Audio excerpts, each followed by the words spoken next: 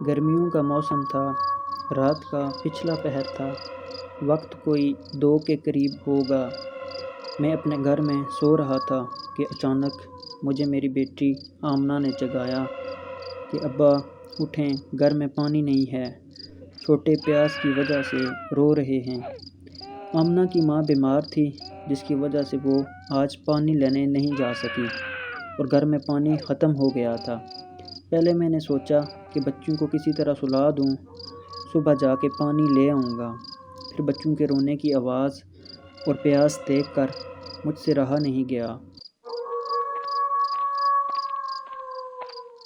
ہلکی ہلکی ہوا چل رہی تھی اور چاند کی روشنی تھی۔ میں کنویں کی جانب پانی لینے جا رہا تھا۔ کنواں ہمارے گھر سے 1 کلومیٹر کے فاصلے پر تھا اور وہ درختوں میں گھرا ہوا تھا۔ یہاں سے آس پاس کی آبادی کے لوگ پانی بھرنے آیا کرتے تھے۔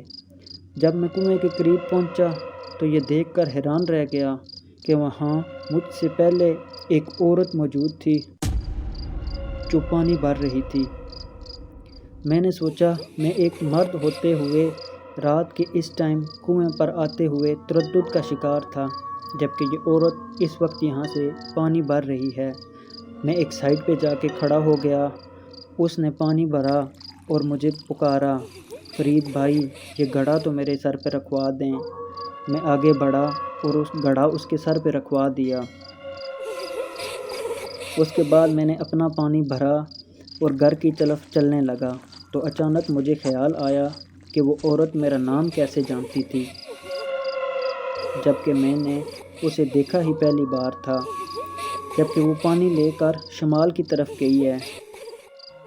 وہاں کوئی آبادی نہیں بلکہ جنگل ہے، اور اس کا گھڑا وہ بھی عجیب تھا۔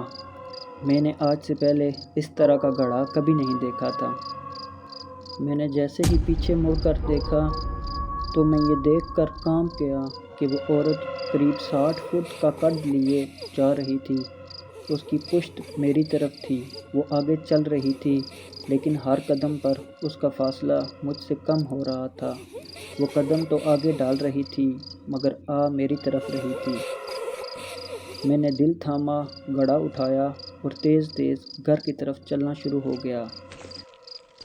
کچھ قدم اٹھانے کے بعد جب میں نے واپس مڑ کر دیکھا تو اب اس کا منہ میری ہی طرف تھا اور وہ درختوں سے بھی اونچی تھی۔ درختوں کی شاخوں اور اندھیرے کی وجہ سے میں اس کا منہ نہیں دیکھ سکا۔ مجھے اپنا دل بند ہوتا ہوا محسوس ہو رہا تھا۔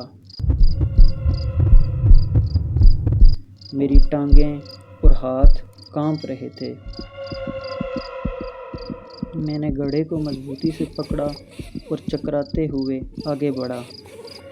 مجھے ایسا لگا جیسے کسی نے میرے کانوں میں کہا ہو، فرید بھائی، یہ گھڑا تو اتروا دیں۔ خدا جانے میں کس طرح گھر پہنچا، گھڑا رکھا اور کمرے میں جا کے گر گیا۔ میرا جسم پوری طرح کانپ رہا تھا اور پھر مجھے کچھ یاد نہیں۔ ناظرین، یہ 1983 کا واقعہ ہے۔ یہ شخص تیسرے روز ہوش میں آیا اور یہ سارا قصہ بیان کیا، جبکہ اس واقعے کے 7ویں روز یہ شخص اپنے خالق حقیقی سے جا ملا۔